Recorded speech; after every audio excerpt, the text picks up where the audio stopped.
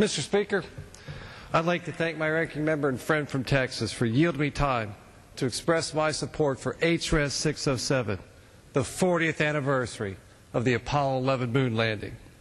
Like all members of my generation, I remember very well where I was when Neil Armstrong stepped out of the Eagle and into history.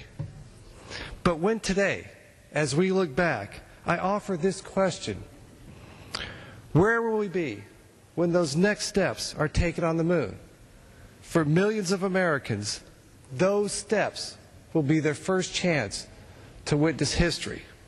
It is right and fitting that we take this time to honor the men and women of Apollo 11. And I say men and women because although 3 brave men were willing to strap themselves on top of a Saturn V rocket, it took the support of thousands of men and women to make their success. For some, there are questions about why even go back to the moon. It's true we can't replace Apollo, but we should try. And I don't mean simply at NASA. First, it boggles the mind that those Apollo journeys, which should have been the beginning of lunar exploration, were the end of them. Budget cuts forced the cancellation of Apollo 18, 19, and 20. And we've been endorsing those cuts ever since.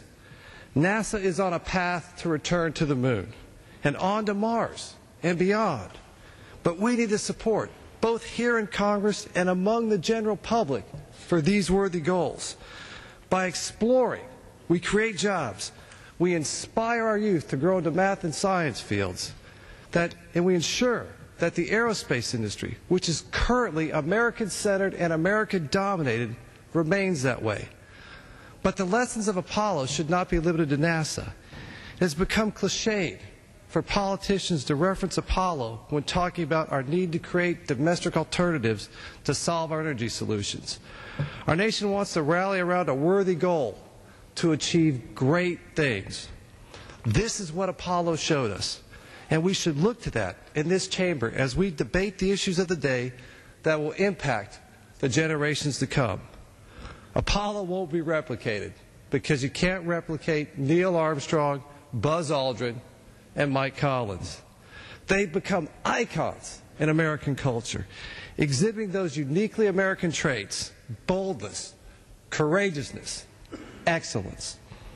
They as individuals were the finest in their fields, but as a crew and as an extension of the NASA family that made Apollo such a success, and as representatives of this great nation that sent them forth through the heavens, they became heroes worthy of the praise that will be offered over the next few days.